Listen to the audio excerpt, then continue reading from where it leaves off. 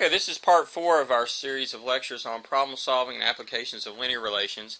And once again, we're going to be applying the 6 steps to solving application problems, this time to some unit value applications. So just to review, our 6 steps are: read the problem, just to get a general understanding, reread it for step 2, and organize the information as you go, writing down the known and unknown values, perhaps in a table or chart. Draw a picture, a graph, and label its parts. Write a formula, equation, or inequality, or a system of equations relating the known and unknown values. And then that was step 3. And then step 4, solve that equation or system or inequality. Then step 5, write down your answer and be sure you write it back in a sentence. Also include your appropriate units and interpret your answer correctly. And then finally, check it. First of all, just do a check to see if it makes sense. And then secondly, so if it's reasonable, and then secondly, then you want to do an exact check going back to the original problem. So a category of functions that often results in a linear function or a linear equation is a unit value problem. And problems in this category include things like where we have things of different value, like coins, or we're mixing together different things, sometimes called dry mixture problems. In this type of problem, the slope is the unit value. And remember that this slope is a rate and will have fractional units. The unit in the numerator is the output unit, which is a monetary unit. So if we're in the United States, that'll probably be dollars. But it could be cents, or it could be euros or something else. But it's a monetary unit. And the unit in the denominator is for some amount. It could be, for example, we could have the units of the slope being cents per coin, dollars per ticket, dollars per pound, cents per ounce, etc. And we multiply this unit value, the slope, for example, cents per coin, by the amount, the first coordinate, for example, the number of coins. And the denominator units will cancel out of the slope, and you'll be left with the numerator units, which are going to be which will be a money unit. And so the product will produce the value in money. That's the second coordinate. So, for example, if it's cents per coin times number of coins gives you cents. Notice that in this product, the units of the amount cancel out with the units in the denominator of the unit value to leave only units in the numerator. Okay. Of the unit value. This is usually repeated for a number of categories, so we're going to be using a table or chart to keep up with our material and our known and unknown values in step 2 of our problem solving. So after we have our labels, the next column will be for the slopes, which will be our unit value. The next column will be our input values, which is the number of items. So there's your M and your X, and your last column will be M times X, which is your output value. And notice these, if you have, in money problems like this, if you have a 0 input, you've got a 0 output, because if you have no items, then the value of those 0 items is 0. So these are direct proportion type of problems. Okay, so again, we're going to multiply 2 columns to get the last column on the right. So notice that we can add up money values. So for example, let's take the coin example. The amount of money you have in pennies plus the amount of money in nickels plus the amount of money in dimes would add up together to give you a total amount of money. Same way works for the total amount of coins. The number of coins that you have in pennies plus the number of coins that are nickels plus the number of coins that are dimes will be the total number of coins that are pennies, nickels, and dimes together. But slopes in general do not add up. So in general, in linear application problems, we do not add up the slopes. Okay? So the unit values will not add up. What they actually do is they kind of average out. They're a weighted value. So if you have 2 slopes, and you have the same amount of the 2 categories, then the slope of the combined part, the unit value of the combined part, would be the average of the 2 unit values. But if you have more of one category than another, then that's going to be weighted more in the average. So they're basically weighted averages. So the total slope, the total unit value of the mixture, is sort of an average unit value, and it'll be somewhere between the least unit value and the greatest unit value. But it is a weighted average.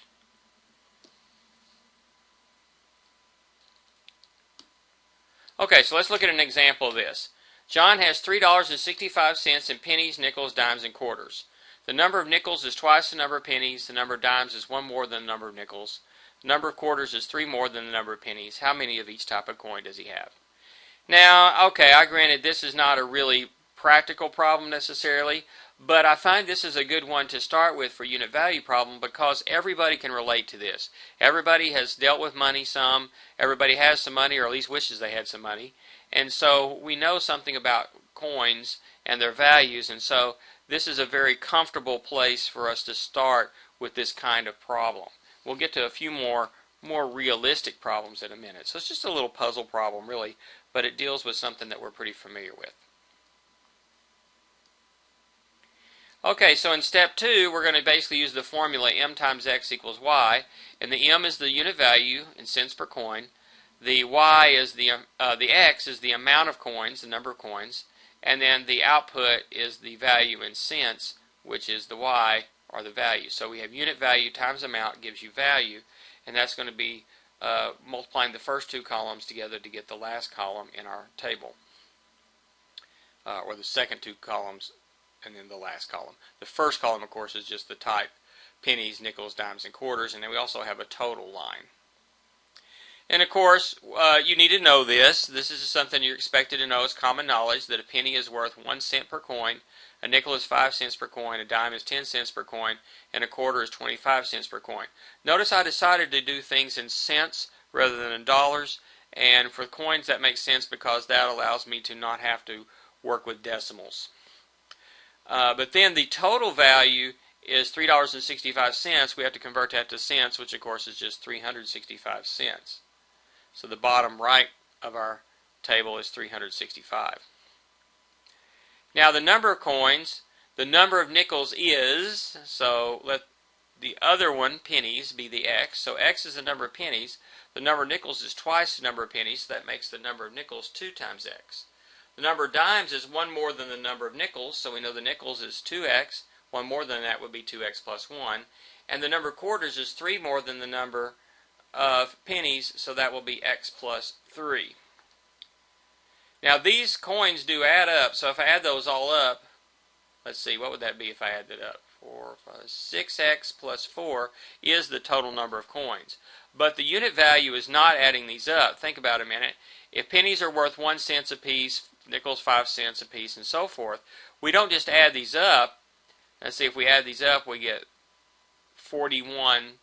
It does say on average our coins are worth 41 cents a piece. Well, no, that's more than even the highest one, even the quarter. So that's not what happens. What we're going to get, that the area that's grayed out there will ultimately be some average value, which we're not even going to figure out for this problem. But if we did, it would be something between 1 cent per coin and 25 cents per coin. It's going to be weighted depending on the amounts. If these were all 4 equal amounts, then you could just average those 4 numbers, and that would give you the average value. But of course they're not equal value. We have twice as many nickels as pennies, for example, and so nickels are going to count in the average twice as much as pennies. So anyway, we work this out. To get the last column, we just multiply across. So 1 cent per penny times x pennies says we have x cents in pennies. If we have 5 nickels and we have 5 cents per nickel and 2x nickels, that's going to give us a total of 5 times 2x, or reduced to 10x, in cents for the nickels. Dimes are 10 cents a piece, and we have 2x plus 1 of those, so we have 10 times 2x plus 1 is the amount of money in cents of the dimes. Similarly, the number of quarters is x plus 3, and they're 25 cents a piece, so that's 25 times x plus 3 for the value of the quarters. Now the values do add up, so in the last column there, if we add up all the last column, we'll get the bottom number in the last column. Add everything but the last one, we get it. So there's our equation, that x plus 10x plus 10 times 2x plus 1 plus 25 times x plus 3 has to equal the 365. Be sure that you convert the 365 to the amount of money total to cents. Okay? Alright, now we just simply solve the equation. The hard part's over. We've got the equation set up. So I start by distributing the 10 and then also the 25 on the left, and you can see that. Combine like terms, I get 56x minus or plus 85 equals 365. Subtract 85 from both sides, get 56x equals 280. Divide both sides by 56, and hopefully this will be a whole number because it's supposed to be a number of coins, and sure enough it is. It's x equals 5. So all four of these numbers must be whole numbers or we don't have any solution. But in fact it does work out that way. So if we have 5 pennies, twice that is 10. 2x plus 1 is 11, and x plus 3 is 8. So let's write the answer down. John has 5 pennies, 10 nickels, 11 dimes, and 8 quarters. And let's reconstruct the table with our values in. So we have 5 pennies at 1 cent each. That says we have 5 cents in pennies. We have 10 nickels worth 5 cents each. Says we have 50 cents worth of nickels. 11 dimes, 10 cents each, is 110 cents, or $1.10 in dimes. 8 quarters at 25 cents each is 200 cents, or $2. Add 5 cents, 50 cents, and 110 cents, and 200 cents, you get 365 cents, which is sure enough is $3.65 as required. Let's just read it again from the beginning. Number of nickels is twice the number of pennies. That's correct. 10 is twice 5. The number of dimes is one more than the number of nickels. 10 plus 1 is 11, yeah. And the number of quarters is 3 more than the number of pennies. 5 plus 3 is 8, so that works out. And then you can see the rest of it we have checked. Okay, now this is a little bit more practical problem here, but the same basic idea. Ernest is marketing a can of mixed nuts.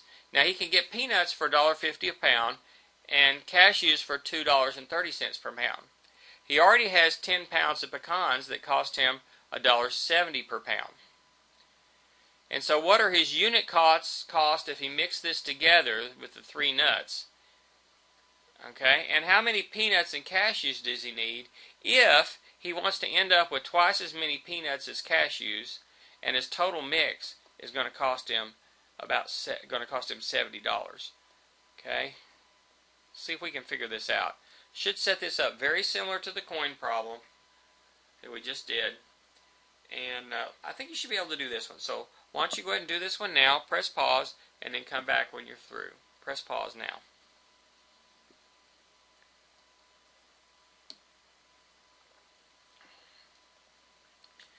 Once again, our step 2, we have the unit value times the amount equals the value. So the unit value is like the slope, the amount is like the x, or the input, and the value is like the y, or the output.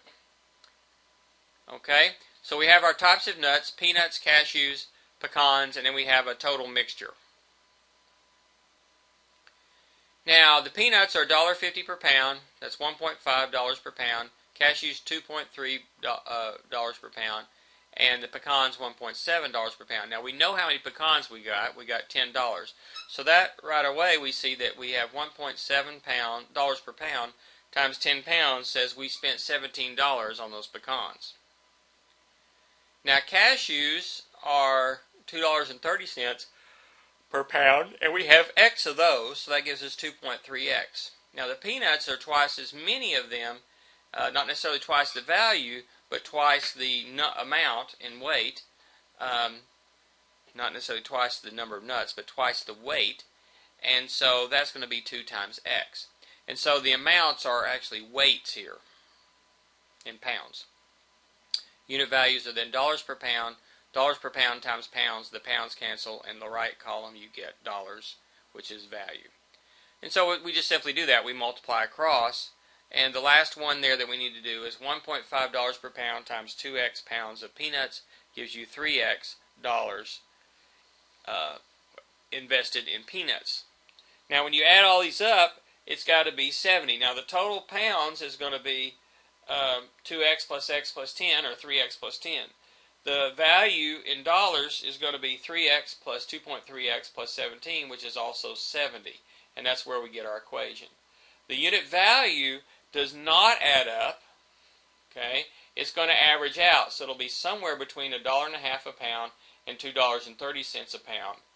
Okay, but it will be weighted a little bit. Okay, weighted proportionally to the different ones.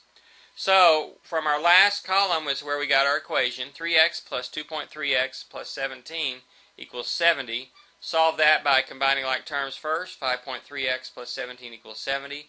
Subtract 17 from both sides to get 5.3x equals 53. Divide both sides by 5.3 and we get x is 10. 2 times x is 20. And 3x plus 10 is 40. Okay, so we have 20 pounds of peanuts, 10 pounds of cashews. We already had 10 pounds of pecans for a total of 40 pounds in our mixture.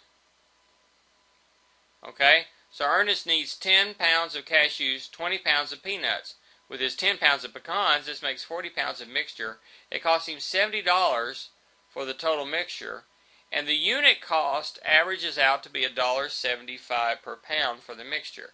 Okay, how do we do that?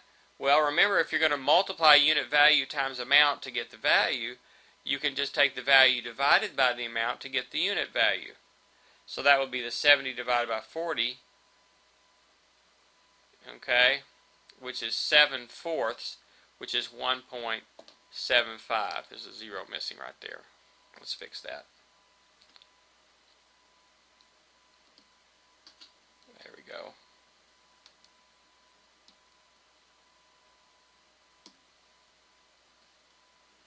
Okay, so $1.75 per pound, and of course that is somewhere between 1.5 and 2.3. So when we're averaging these, if we'll average 10 of these 1.7s, 10 of the 2.3s, and 20 1.5s, that'll average out to be 1.75. Okay, so there's some examples of some unit value applications where the unit value was basically the slope, and so we were looking at linear relationships here, so we ended up with linear equations in our problem solving. We're going to look at some percentage applications in our next video, and we'll see that the percentage is like the slope in those applications.